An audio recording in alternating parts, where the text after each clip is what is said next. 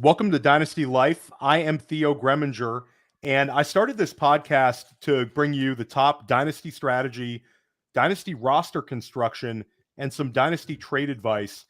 And I want to get league-winning advice from some of Dynasty's top names. And I'm excited to be joined on my first episode here with Ryan McDowell, one of the most well-known Dynasty voices in the fantasy, basically in Dynasty fantasy at this point. You know him from DLF, Locked On Fantasy, BetSperts. Ryan, you're everywhere, and you're putting out tremendous content. Let everybody know where they can find your work. Yeah, I appreciate that, Theo. You can find my content at Dynasty League Football. Co-host the podcast there, and do some written content every week. Follow me on Twitter at RyanMC23, and also check out the Locked On Dynasty pod. Co-host that one as well. No, it's excellent stuff. I've been following your work for a long time. We're actually in a league together now. We're in the Black Crown League with run by our friend Curtis Patrick, so that's pretty cool. My team is a train wreck. Your team is very, very good. But in fairness to myself, I took over an orphan. We need to make a trade. Yeah, maybe we will. But I'm not trading my Jahmyr Gibbs or my Sam LaPorta shares. I'm getting a couple offers for those guys. It's usually just a quick decline for me on those. But I want to give you a big shout out. This is not a dynasty thing, but every single week you drop the flow chart. And the flow chart is, if anybody doesn't follow Ryan, immediately start following him, even if you're not a dynasty player, because the flow chart is like one of the best resources there is on dynasty Twitter or fantasy Twitter in general. You basically list the well, basically, why don't you explain what the flow chart is and how long you've been doing it? Sure. Well, it's funny. First of all, it's not a flow chart, which it catches a lot of newcomers, catches them off a little bit at first because, like, why are you calling this a flow chart? Years and years ago, Al Zeidenfeld, there was kind of a running narrative that whatever tight end, I believe it was the Arizona Cardinals at the time, but whatever tight end was playing the Cardinals that week, you just play. It didn't matter who the player was. You just started them because the Cardinals were that bad against the tight end position. And at some point he called it the flow chart. That's the flow chart. Is this player playing the Cardinals? Yes. Start them. So I've referred to this as the flow chart, but essentially it's a list of weekly matchups along with what each team has allowed as far as top 12 quarterback performances, top 12 tight end performances, and then top 24 at the running back and wide receiver position.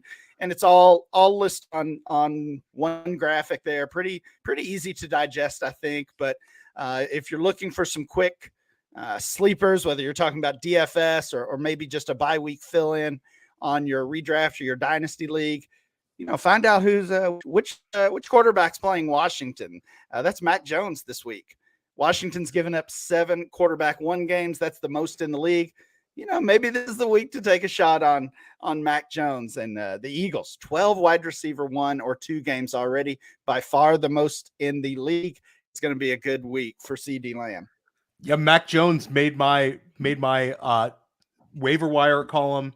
He's going to be in my sleepers column. Yeah. It's like just chase that Washington secondary, and now no Chase Young, no Montez Sweat. It's going to be even easier. I believe it's 6 out of 7 games allowing 300 plus passing yards. It's just wild. But we're going to talk about some players who are a little bit more exciting than Mac Jones. Ryan, I've been asking this. That way we don't want to put the people to sleep, but. Every single one of my redraft podcasts, I've been asking the same question. It's been kind of an evergreen question for me, is what player besides Puka Nacua has been the biggest positive surprise for you this season? And let's take this from a dynasty perspective, because I feel like, a lot of times in redraft, you just draft a guy or you pick him up on the waiver wire. Right. In dynasty, you're using those valuable rookie picks. Maybe you've got a guy in a trade. So it goes a little bit deeper when we have, people surprising us with their level of play. Yeah, it was tough to narrow it down here. I do have a couple. The first one that came to mind is actually Michael Pittman. And maybe that has to do more with my expectations for him, which were pretty low. I've never been necessarily a huge Pittman supporter. and then kind of bought into the narrative that as much as we like Anthony Richardson long-term and from a dynasty standpoint, there's certainly questions for him as a passer. Is he going to be able to support Pittman and other pieces of that offense? And obviously we only got a quick look at that for the first month or so, but Pittman was certainly playing well with Richardson. He's been playing well with Minshew as well. Already has 4 games this season as a top 15 wide receiver scorer, including the past 3 weeks. And Pittman is wide receiver 12 on the season so far. So he's the first one that came to mind. We're seeing a value bump for him as well, up from 58 overall in preseason dynasty ADP, up 43 right now. So Pittman was the first one that came to mind. I know you said no Puka Nacua. I love that caveat in there because he would be an easy answer, right? I'm going to go with his teammate as the other guy, Kyren Williams. A little bit out of sight, out of mind for Kyren as he's missed the past couple weeks. But gosh, so impressive. Had 4 RB1 games through the first 6 weeks of the season. You go back and look at Cam Akers, Cam Akers rose all the way up to being a first-round startup pick in our ADP over at DLF. He had 4 RB1 games in 3 years with the Rams. Kyren Williams matched that in the first 6 weeks of the season. I mean, I wouldn't say I'm confident that he's going to come back from this injury and gain that backfield and be a long-term dynasty asset. But outside of the top 3 or 4 running backs, I think we have to look at running back as a year-to-year position and from a value standpoint. And that pushes Kyren Williams pretty high up the list. No, I love that the take. We've talked about this a little bit in the Sonic Truth Dynasty podcast, and I know Alan Sislowski on his RotoWire podcast. Like, has your perspective on running backs changed, Ryan, over the years in terms of the windows you look at them as? You mentioned you're looking at them on a year to year. Is that like the majority of running backs? You put them in a bucket and it's kind of like a yearly bet.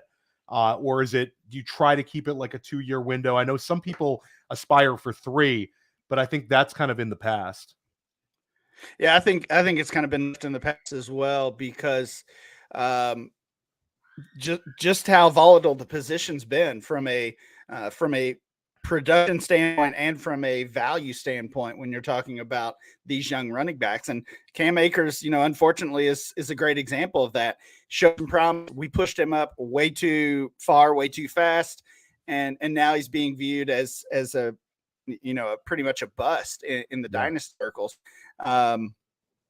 So to me, it's elite young running backs. And, you can argue maybe who belongs in that category. Bijan Robinson, Breece Hall. I think you can talk about Jahmyr Gibbs in that group as well.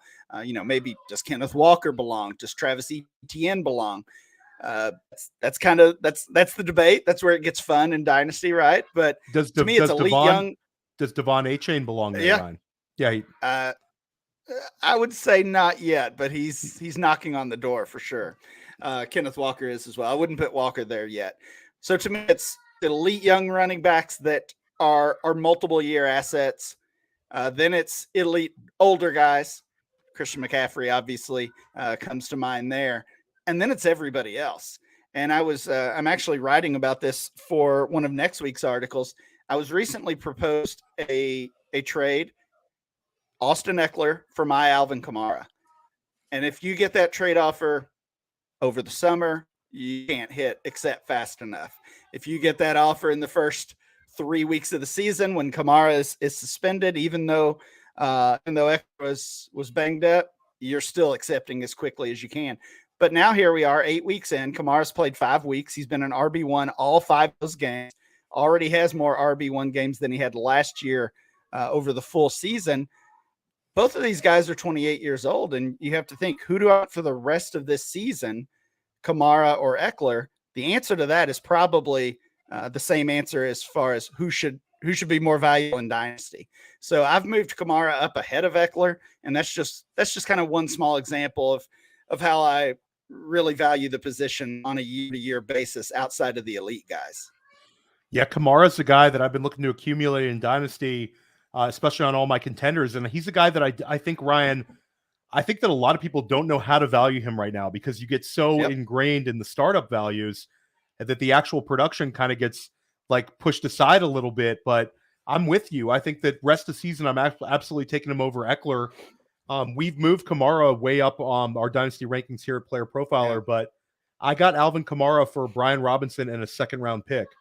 I mean, I think that was like 2 weeks ago. I think now it's going to cost more, but you're still worth, you knocking on the doors. And if somebody's not a surefire contender, I think they might be willing to get rid of Kamara for far less than, like you mentioned, like an Austin Ekeler.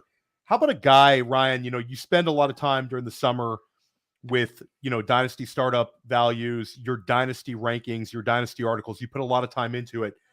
Who's the guy that maybe you were high on that's been a big disappointment for you?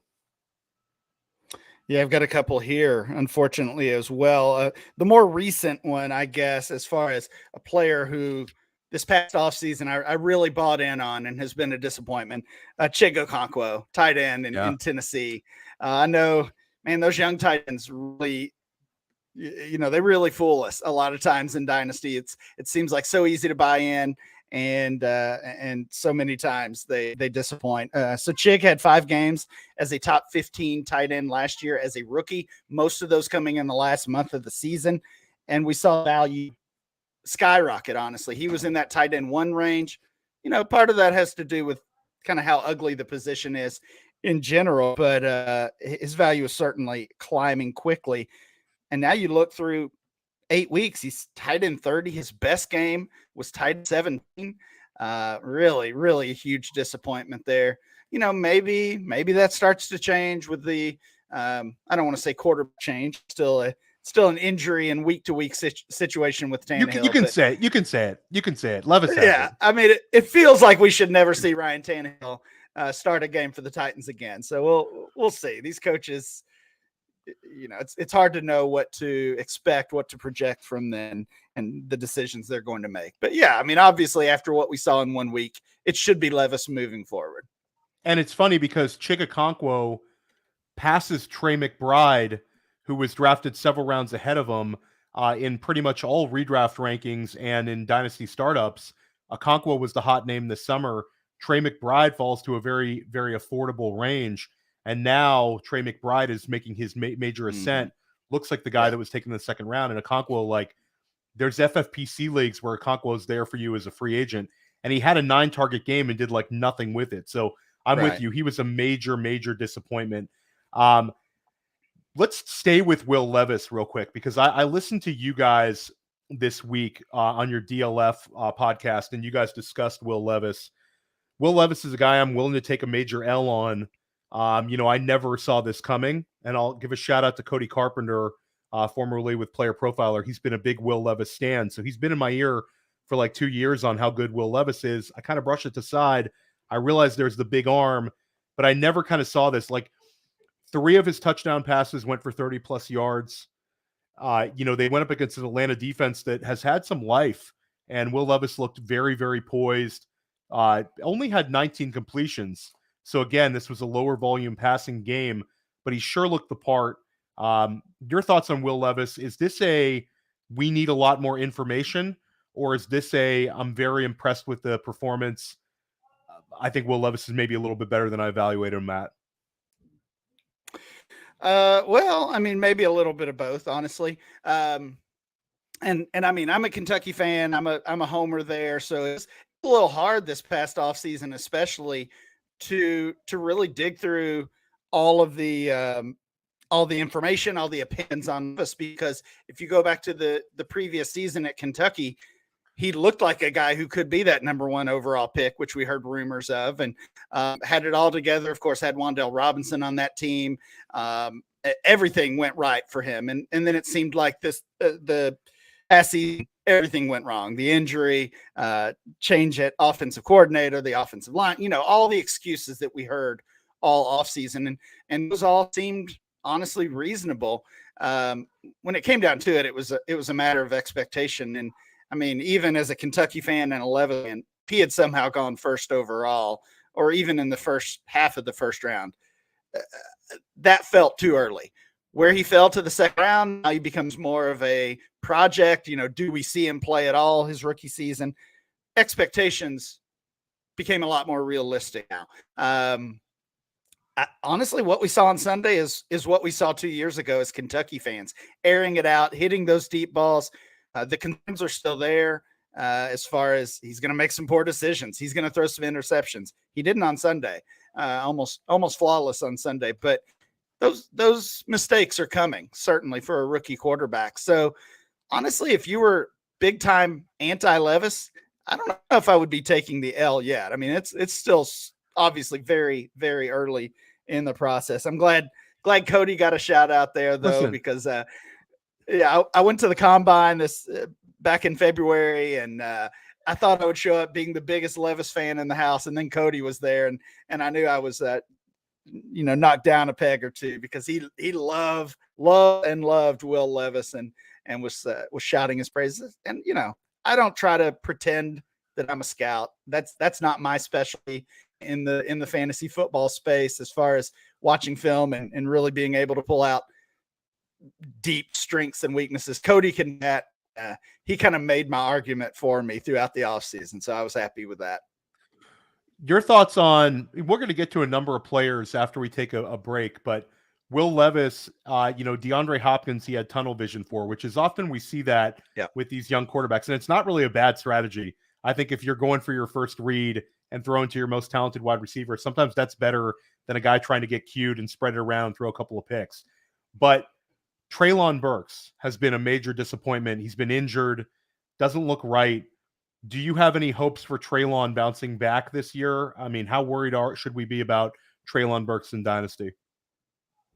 Yeah, I'm pretty worried. We're already seeing a significant value drop, and 2 years in now, or a year and a half in, I guess, dealt with multiple injuries already, including before he even stepped on the field training camp as a rookie. I've got concerns, and even if Levis continues to play at a pretty high level and is able to build off of his first game, that's still going to be, as you said, that's going to be a pretty low volume passing attack. They still want to build that team around the running game on a weekly basis. So I don't know. Burks at this point is going to have to be a guy who changes my mind and wins me over. He's when if I still got him, I'm selling him. If I can get a second, I'm jumping at that in a dynasty league. I'm kind of off Trey Burks, honestly. Burks. I paid a third for him last week on a team that's like right in the middle. Yeah. We're gonna try to define, we're going to try to define contenders, pretenders, rebuilds. First, we're going to hear a word from our sponsors, but we got a lot more coming right at you right here on Dynasty Life. Hey, we're all starting new fantasy leagues all the time. And more often than not, where do we start our fantasy leagues at Player Profiler? On Sleeper. Because it's the best. You can imagine my excitement when I saw Sleeper rolled out. Sleeper picks, baby. And game stacking is the path to positive returns with these pick'em games. Find that sneaky shootout and set most of the players to go over their projection for that week. Or you find a game going to get dragged into the mud and take every member of the passing game for less than their projections that week. And if you pick up to 8, that's how you 100x your payout on Sleeper. It's called the Hail Mary. So if you use promo code Underworld, you get a $100 instant deposit match. Check out Sleeper's terms and conditions for details. These Sleeper picks are live in over 25 states. Yeah, buddy.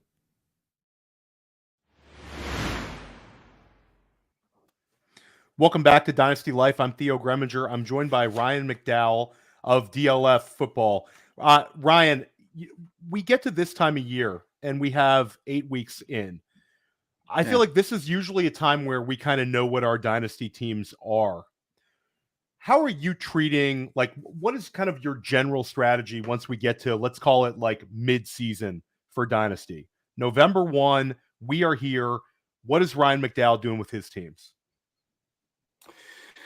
Well, I mean, first of all, I'm evaluating my teams every single week as far as obviously wins, losses. It's easy to check those standings, see where you are, but you've got to look at your points scored. You've got to check, especially this year, you've got to check those injuries and, who have you lost or who are you getting back from injured reserve. So monitoring each and every team every single week is an important process to go through. At this point, though, hopefully you've already kind of chosen that path as far as, are you trying to make a playoff run or are you rebuilding? Because if you're stuck in the middle and unsure at this point, which way you're going to go, it's probably already too late.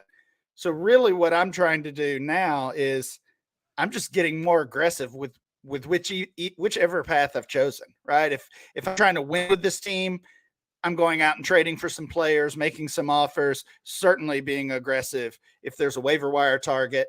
And on the other end, if I'm trying to rebuild, if I'm trying to tear down that team, getting more aggressive with that as well, ramping up that as far as trade offers. If I've got guys, especially those short-term guys that I call them short shelf life, right? Like if they have that expiration date coming soon, get them off their roster. They don't have long-term value. They're only hurting you by scoring points right now. So get those guys off your roster. So, essentially the answer is whatever path you're on, get more aggressive with that path. I love that. And I think one of the biggest problems you see in Dynasty is people who are kind of stuck in the middle and their team never wins any championships, never wins any money, and also never gets access to those kind of players that can turn their teams around really, really quickly. There's no access to the Bijan Robinsons and the Jahmyr Gibbs types because they're sitting there and finishing like the 7th seed, 8th seed. So I'm with you on that. So when you're talking about, determining I think it's kind of like if I look at my roster, I'm going to know if I'm a contender. I think the only real difference would be this year you bring up the injuries. Are there certain rosters where you're going to attempt to tread water while you're holding a couple of these injured reserve guys? Like I know for me, I have one team who was first, and then I lose Devon Achane, I lose Justin Jefferson, but those guys still have a path back. Is that the sort of team that you want to say, hey, this is an opportunity for me to do a soft rebuild? Or is that the sort of team where you want to kind of tread water? Is there a real feel for this for you, Ryan? Or is it kind of a team-specific question? I think they're all team specific, but you mentioned that Black Crown League, and my team is kind of a good example of that. I believe I was undefeated and first in the league when Justin Jefferson went down, and my wide receivers are pretty ugly after that. So it's been a combination of just trying to get through the month, the 6 weeks, whatever it might be, until he gets back, and obviously hoping he even comes back at this point. We'll see how that situation goes. And then also trying to find some wide receiver help. And when I'm doing that, I'm not necessarily trying to trade for Jamar Chase or AJ Brown, right? Like I'm not necessarily trying to make that home run trade. I'm just trying to get just a short-term guy who can get me not through the rest of the season, but just get me until Jefferson gets back to the field. So yeah, I've lost some games. I've fallen some spots in the standings, but overall I look at my team with playoffs in mind, and I still analyze that with Jefferson as a piece of that team. Yeah, I'm in a league run by Scott Bollinger, Jax Falcone of the Undrafted, and there's a bunch of people are in that league. It's Matt Kelly's in that league. Oh, yeah. Alan Sislowski's in that league. And I split a team with Dan Williamson of the GOAT District, and we actually traded. We have a Justin Jefferson team, and we were rolling. And we traded, and then we just lose Kirk Cousins as well. So we were like on top of the world, and now we're not. But we have a strong enough roster, and we have enough, wins this season, enough points scored that we're right there.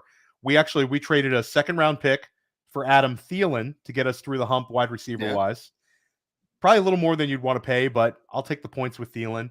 And then we actually made a trade. I wondered your opinion on this. We traded Justin Jefferson for Justin Herbert. Where do you think those guys are going to land when we talk about Superflex Dynasty startups this offseason?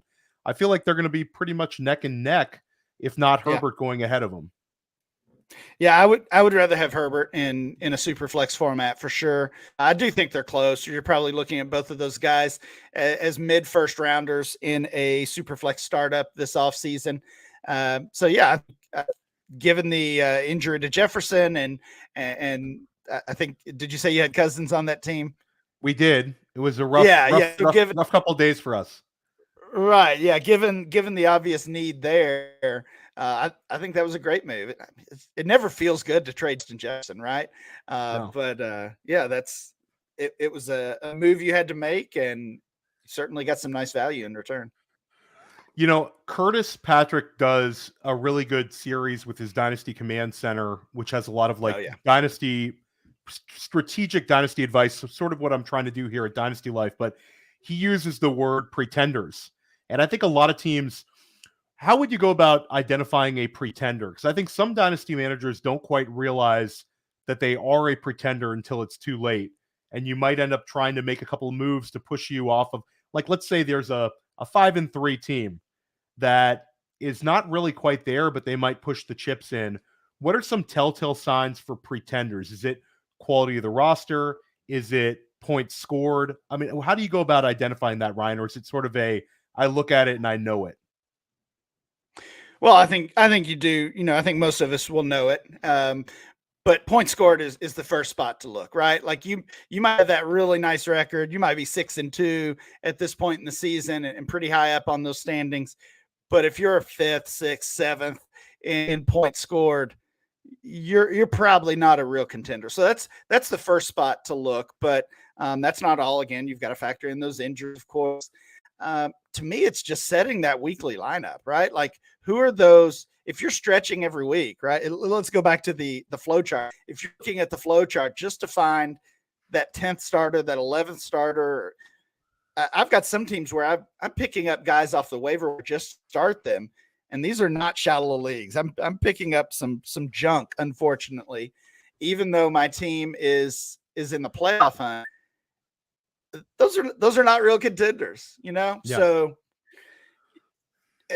I do have I've got a few leagues where if you make the playoffs, you make your money back. So, you know, that's another thing to consider. Like, I know I'm not winning a title with this team. I'm just trying to sneak into the playoffs. I make my money back, and then we'll see what happens. You know, probably nothing. But you've got to factor in your your league setup, league format into those decisions as well. If it's really kind of first place or bust, then obviously is pushing you towards that rebuild a little bit easier. No, for sure. Now, how about let's pivot over and you are a rebuilding team. What are a couple of like strategic moves you're looking to get? Like when you're moving players, are you looking to try to accumulate picks which gain you a roster spot? Or are you looking to get packages of players or both? What have been kind of your biggest strategy when you're trying to jumpstart a rebuild? It's tough when you're rebuilding because you're kind of out in front of the league naked, right? Like everybody knows what's going on. Everybody knows you want picks, you want youth, you want to get Adam Thielen off the roster. So it's a tough spot to be in because the easy answers are so obvious. Yeah, you want youth, you want picks, and you got to find the right partner in your league to make those things happen. Beyond that, beyond targeting picks and younger players, the other thing I like to do is just focus on the short term. Who are some players that I think I can add? And usually this means from the waiver wire, not necessarily a trade. Who can I add that might gain value? So in a super flex league, I'm trying to make roster spots for backup quarterbacks. And once those injuries happen, maybe I can get a third for that backup quarterback. Maybe somebody will give me a second for Adam Thielen.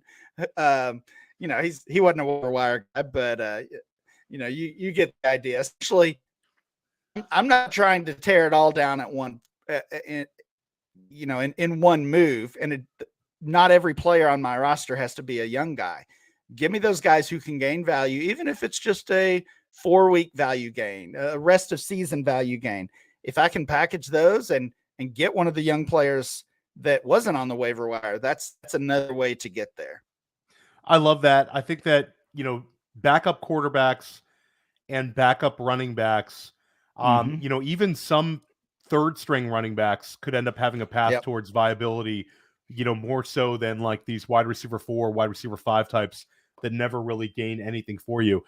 Now, how about if I have a really, really bad roster, but I have a couple of elite players?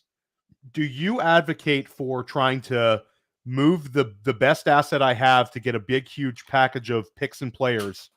Or are you more apt to try to hold on to that elite player and eventually try to build around them? I think that's a very difficult one for fantasy managers who maybe have maybe I have a Jamar Chase or a Justin Jefferson, but my record's poor and I really need to jumpstart this thing. That's a hard one for people to gauge. What's your advice with that? Yeah, that is a tough spot for sure. I mean, it would start with some questions and at your team looking in a little bit. How far am I away really? Am I 2 to 3 years away with this team? Maybe even longer. Is this a complete tear down and rebuild from scratch essentially? If it is, then the answer is probably just move everybody, move anybody with value, including Jefferson, including Chase, and like I said, start from scratch. If that piece is a running back, right? Like if Bijan's your only piece, and that was kind of a big conversation over the offseason, is if you earned the 101 with a really bad team, now you're taking Bijan Robinson, and what? You're still 2 to 3 years away. So, I mean, I'm totally of the mindset that the running back should be the last piece.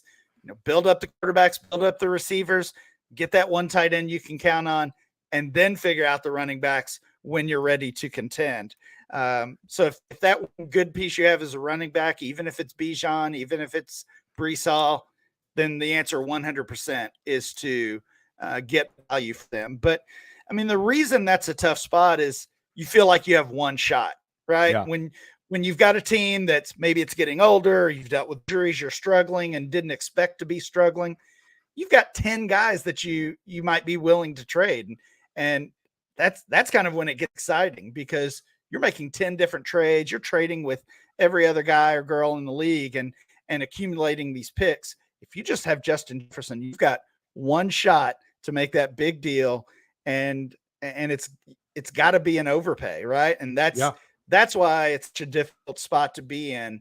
You make that one trade and you get 4 firsts for Justin Jefferson, and now you've got to make every one of those count. Yeah, no, I love it.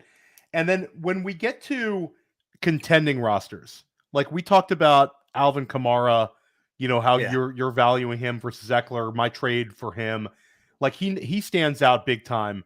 But let's take players aside.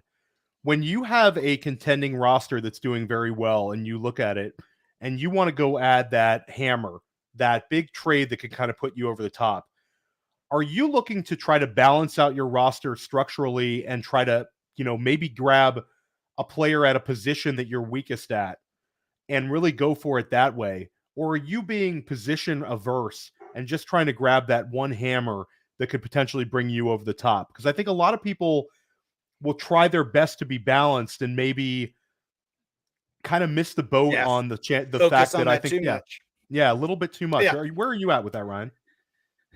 Yeah, I'm typically not worried about balance in my leagues. I mean, most of my leagues, honestly, are start one format, meaning we're starting one of each of the 4 positions and then tons flexes. So yeah, if you've got to start 2 quarterbacks every week, certainly if you have to start 2 tight ends, I've been in those leagues and those are no fun, but that kind of changes this answer. But in general, I'm not really worried about balance. I just want the best players I can get. And if I've got 7 great wide receivers and Alvin Kamara is kind of my only running back, I'm fine with that. So when you're talking trade as a contender, I'm just hitting up what we talked about to start the show, right? You're the team at the top of the standings. You're hitting up the guy that's 0-7, 0-8, or it might be 1-7, and you're trying to find pieces that, again, they want to get off their roster anyway. They might be able to help you. Thielen's best example this year, I think. But yeah, you're just trying to make a match that way and improve every piece of your roster. I don't even mind trading for a guy that I know is not a starter, right? Like if I already have 6 good receivers, 6 is the most I can start every week, I'm still trying to trade for Adam Thielen or Mike Evans. One, we've already seen so many injuries only halfway through the season. There are going to be more. We have to know that.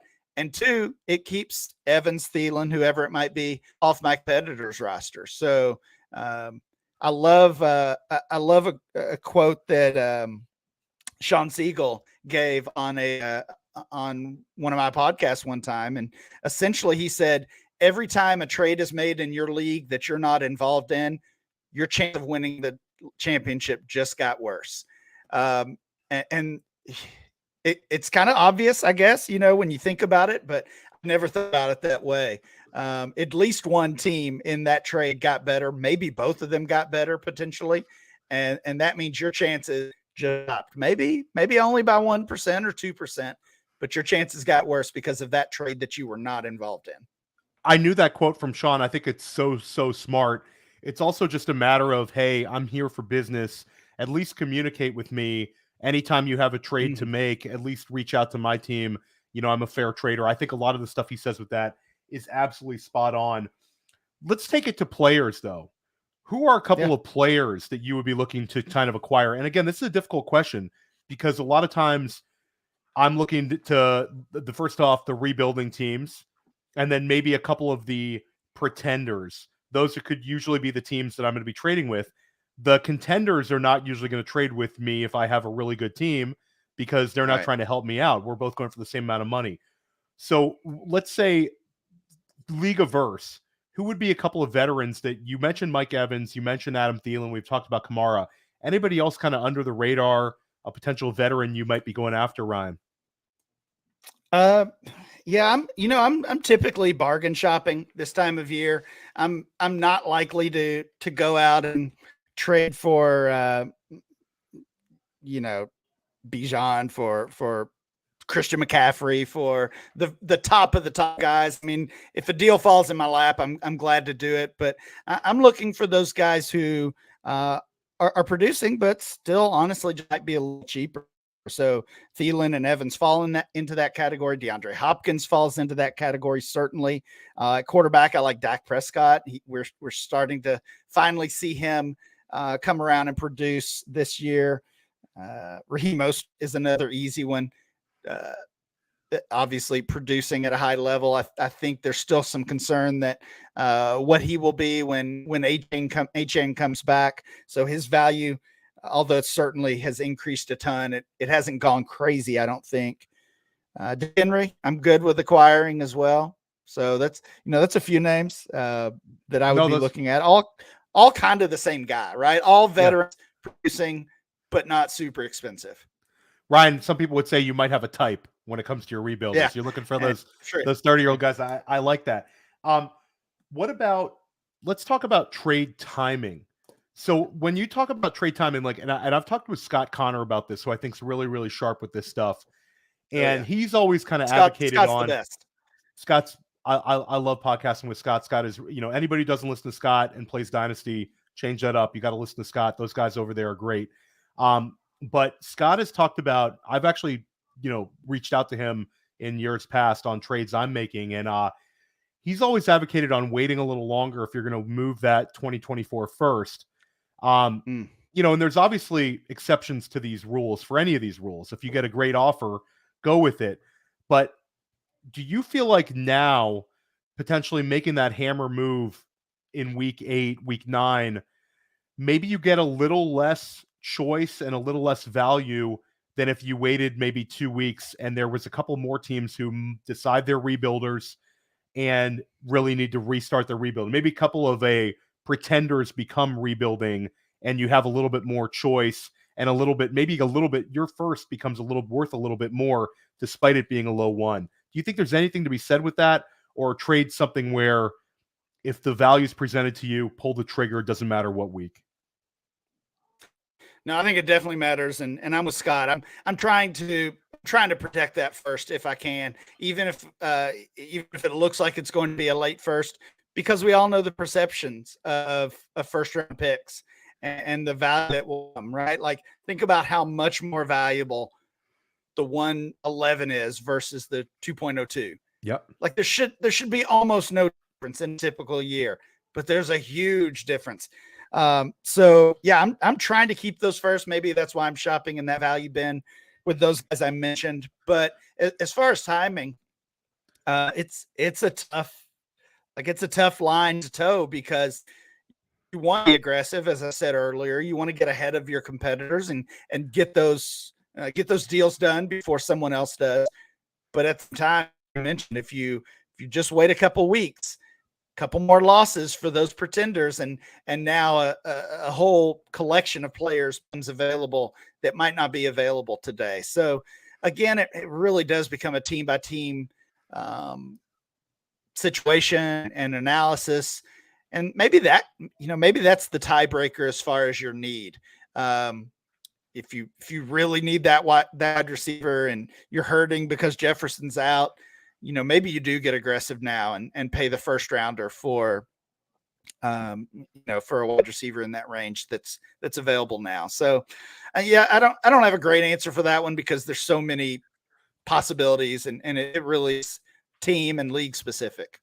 Yeah, I think that my push would be, if I'm running back needy, if I can get through maybe a week or two, I'm going to wait, because I think maybe another running back might present itself to me, from some of those pretenders who have, maybe kept a couple losses. Wide receivers, I'm going to go for it. And then tight end is so scarce that if I have an opportunity to really improve at tight end, I'm going to go ahead and do that. And, I heard Sam LaPorta.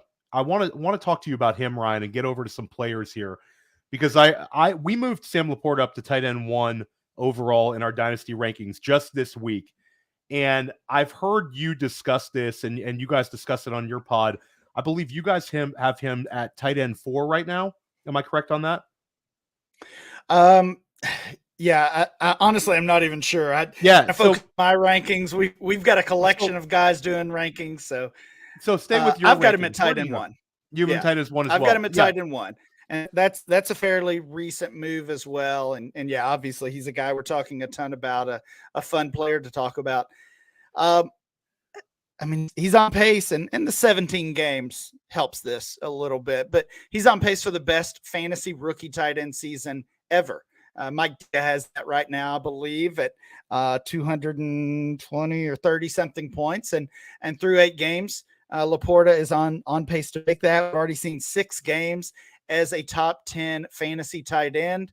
And it's tough given the age of the 3 guys in front of him in a lot of rankings.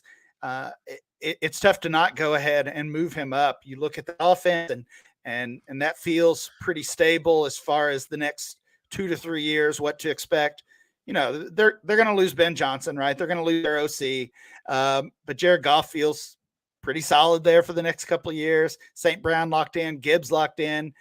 Certainly the head coach is locked in there. So it feels like a spot you want to invest in. And if you can flip Kelsey for LaPorta, you're missing healing games. We saw that a couple weeks ago from Kelsey, as he put up 35 or something in PR leagues. You're going to miss those games. We have not seen that yet from LaPorta, that monster ceiling game.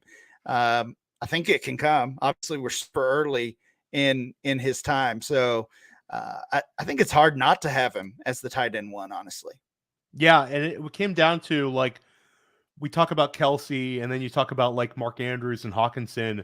He's outscoring Mark Andrews and Hawkinson already. So it's kind of I can't really make that argument anymore. I think people just need to kind of dive into it. How about Dalton Kincaid? Dalton Kincaid is starting to really come on. Your thoughts on Kincaid? Is he a kind of elite tight end for you? Is he one that you still want to see a little bit more consistency from? The last 2 weeks have been very, very promising, Ryan. Absolutely. He was of course the tight end 1 for most people coming into the season, and there was some frustration there with the usage, and not only splitting time with Knox, but the low A dot kind of became a narrative. And now we're seeing, with Knox out of the lineup, he's on IR for a couple more weeks at least. We're seeing kind of what Kincaid can do with more volume, and obviously pretty exciting, and a good reminder of how we felt about him preseason. But again, the tight end spot is so bad after those 4 guys we mentioned. Dalton Kincaid's my tight end 5. I've got I've got LaPorta. I've got the 3 veterans, Kelsey Andrews, and I'm blanking there. Kelsey Hawkinson. Andrews and Hawkinson. Thank you. Yep. Ooh, Kelsey Andrews and Hawkinson. And then I've got Kincaid. So Kincaid over Pitts is the recent update I've made. And it's, I still like Pitts. I still want him on my teams. Might have to wait longer for him, though. It might be a 2024 situation, or who knows, maybe even beyond. See how long that coaching staff hangs around. But we're already seeing it now from Dalton Kincaid. I love it. We're big on Kincaid, and I've heard you discuss Kyle Pitts and also Drake London for that matter, and you're kind of preaching patience. Yeah. It's hard, Ryan. It's hard. Talk people off the ledge here. I like your comment about the coach. They're gonna outlast their coaching staff, and that's just like a big sigh of relief for me. Yeah, I've tried to. I try to remind myself of that because it gets so frustrating that you see players, and I mean, maybe we're close to putting Bijan in that category as far as the usage or lack of usage that he's seeing. All 3 of these guys had big expectations. Pitts was the Dynasty tight end 1 before he played the game. Bijan, the Dynasty RB1 before he played the game, played a game in the NFL. And, man, we hate this coaching staff, don't we? And I mean, we're even seeing it. We're even seeing it with the quarterback coaching or the quarterback comments and the decisions being made there. So I don't know. It's super frustrating, but as far as Pitts and London go, and certainly Bijan as well, all very young guys, all obviously very talented players. And I believe in all 3 of them as dynasty assets, as NFL players. And if we have to wait until Arthur Smith is gone and they invest in an actual quarterback, either in free agency or in the draft, I think we just have to be patient. And if there's a buy low window on any of those 3, absolutely take it. Which of the, if let's take Bijan off the table, which between London and Pitts, which one would you be more willing to kind of move off of? Because I think there's a couple of, you don't necessarily have to move off of either, but maybe which one do you have a little bit more long-term confidence in? I would still rather have Pitts against the tight end. The tight end position breaks that tie if it's close.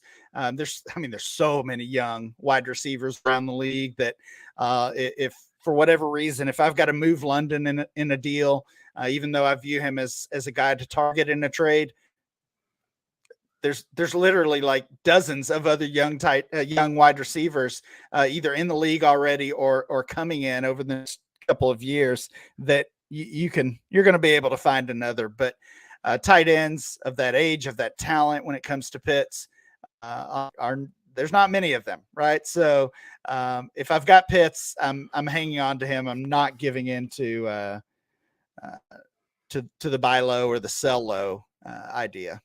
Yeah, stay strong, Ryan. I'm going to stay strong as well with my pitch shares. But like London, I look at London and like I really, really like him, but I'm holding on to like a 12-point per game guy. If I can pivot up, if I have a contender and I can pivot up to a veteran that's averaging 16, 17 points, I'm not trading him straight up for a Thielen, but I could use Drake London in a package to go get myself a Tyreek Hill or a Stephon Diggs.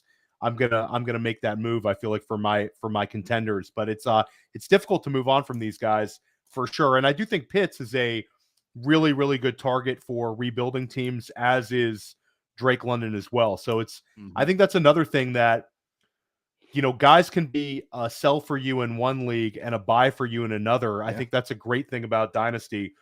One guy that is giving people some concerns, not really long-term concerns necessarily, but it's Chris Olave. We're seeing very elite usage. He's second in the league in air yards. He's averaging like a 26.5% target share, but the production really hasn't been there since week 12 last year. And I believe this is a Scott Barrett stat. If it's somebody else's, apologies. But since week 12, I think it was Scott. I'm almost positive it was Scott. It's got to be. So I'll give it to Scott anyway. It's a crazy stat. It's Scott, yeah. So this is a Scott Barrett stat. No matter what, you get it, Scott, even if you didn't come up with it. Rashid Shaheed has outproduced Chris Olave in terms of receiving yards since week 12 last year. And I think that's like a tough pill to swallow for Chris Olave managers, but it's there. This is a big sample size, and he's got another speed receiver who's outproducing him on spike weeks. Where are you at on Chris Olave? Are you starting to waver on, is he a truly elite player in Dynasty, or is this a guy that's kind of reached his peak this past offseason, and it's all going to kind of be downhill-ish from here? I think he's going to maintain that value, but I do have some concerns here, Ryan. Yeah, I think you've got to have some concerns, honestly. I mean, he was wide receiver 10 in week 1, looked great. He's been the wide receiver 30 in the 7 weeks since then. So not only has he not been a lead, he's been starter level. I kind of started looking back at what did he do last year. He didn't have any wide receiver 1 games last year either. He's got 1 this year. I believe he had 4 last year.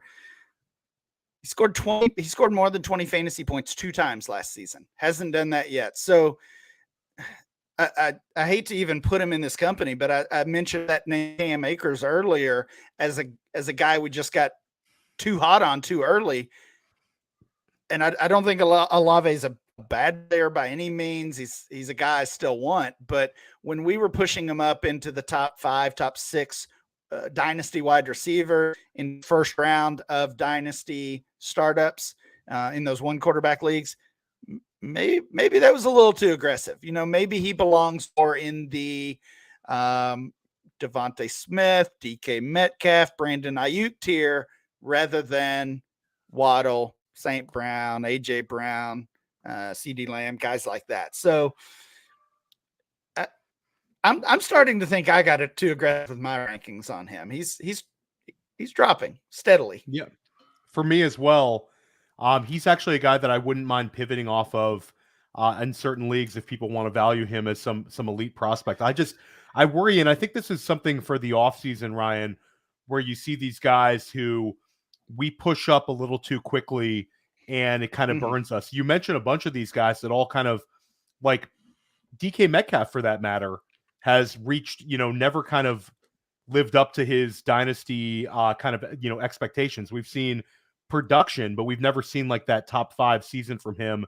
And he's been in that, top 12, for many years of his career. And, Garrett Wilson's a little different. We'll give him a pass because, he's getting the elite target numbers and solid production despite bad quarterback play. But Olave, I'm worried a little bit.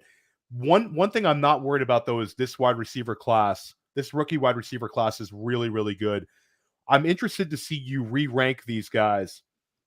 Puka Nacua, Zay Flowers, Jordan Addison, Jackson Smith, and Jigba.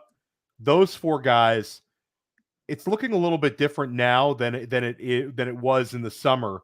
But how would you rank those 4 in your current Dynasty rankings, Ryan? Well, I've got them close for sure. It's hard not to have Jordan Addison as your wide receiver 1. I think among this rookie class, what we've seen already, obviously the loss of Kirk Cousins, just as Addison was kind of moved up, stings. It's really just a wait and see situation if he's able to still produce with Josh Dobbs or whatever quarterback they settle on there in Minnesota. But Addison's my 1. Nacua would be my 2. JSN and then Flowers would be my 4. So I love it. That's the order I've got them in right now. I love that. Quentin Johnston, obviously the big faller from this class, but he's shown signs of life. One guy who I had for the last 2 weeks very high up in my waiver wire column is Demario Douglas, who's got this path. Yep.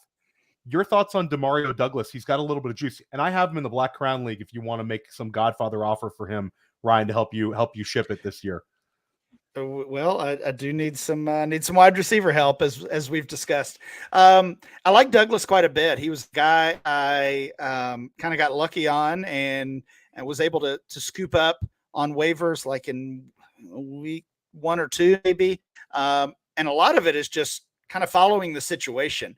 I mean, that New England we don't need to analyze that situation, but it's obviously bad, right? I mean, Juju has looked terrible all year, and then it almost becomes a who's going to catch the ball situation, and playing that game doesn't always work out. Sometimes the answer is nobody. But you just start thinking, who's the guy? I thought it might be Tyquan Thornton. Quickly realized that was not the answer. And Douglas was there ready to see some playing time. And so, yeah, I grabbed him in probably a dozen leagues, honestly, off of the waiver wire, get through the rookie draft. And once the season started, he got dropped, I guess. So I like him. I wouldn't necessarily view him as a long-term guy. Not the prototypical wide receiver, but the Patriots never use the prototypical wide receiver. So, but yeah, certainly a guy to grab if he's still out on your waiver wire in a shallow league, and a player that I think with buys coming up and getting tougher to work around, I think you can start him in a flex spot and your wide receiver 3 spot and get some usage out of him. If you got a real offer on him though, I'd sell him for a second easily. Oh yeah, no, I'm with you on that in Dynasty. Redraft, he's probably a little more fun. He could be like a 12-point per game guy, with the loss of Kendrick Bourne. And Ryan, referencing that flow chart, I'll get right back to it. Playing against Washington this week, this might be like Demario Douglas goes for 20 PPR points. Give us one piece of advice for Dynasty managers this time of year. One thing that can kind of give you an edge, Ryan. For me, it's pretty simple. It just all comes down to staying active. And I talked about analyzing your teams earlier. You're not just analyzing your team. You got to essentially analyze every other team in the league. If you're a contender, what are the needs of the other contenders? Not because you're going to help them out, but because you want to block them, right? If they need that wide receiver, if they just lost Kirk Cousins, you go get the quarterback or they can. If you're on the other end of that, be an aggressive seller, as we talked about already. I feel like this time of year, especially if your team is struggling, it's so easy just to kind of mail it in, to go through the motions, click the box on Sunday morning and not really worry about it. But in Dynasty, you've got to stay active, stay aggressive with these moves and stay on top of your league to bring home a title. And maybe that title won't be this year. It might be next year or the coming years, but whatever work you're doing, you're working for a title. No, I love it. You've been really generous with your time and your knowledge you bring to Dynasty. Ryan, let everybody know where they can find your work once again. Sure. Find all my work on dynastyleaguefootball.com. Follow me on Twitter at RyanMC23. And a couple podcasts to check out, LF Dynasty Podcast and Locked On Dynasty. No, I love it. And then stick with us here at Dynasty Life all during the season. And then during the off season, I'm going to bring you some really cool stuff. And if you love Dynasty content, definitely check out the Dynasty Warzone right here on Player Profiler YouTube. Randall Memphis Young and Jerry Sinclair bringing you great Dynasty work every single week. And then the Sonic Truth Dynasty podcast will be back next week on Friday with Alan Soslowski and Matt Kelly. I'll be back here tomorrow with Billy Muzio and Dave Kluge. We're going to have a little bit of first-class fantasy. Billy's back in the house after missing a couple of weeks, so that should be a lot of fun. And then press coverage this week, I have Mike Shope and Adam Krautwurst. That'll be Friday. Stick with us here all year long at Player Profiler. Check out everything Ryan has, and good luck in your leagues this weekend.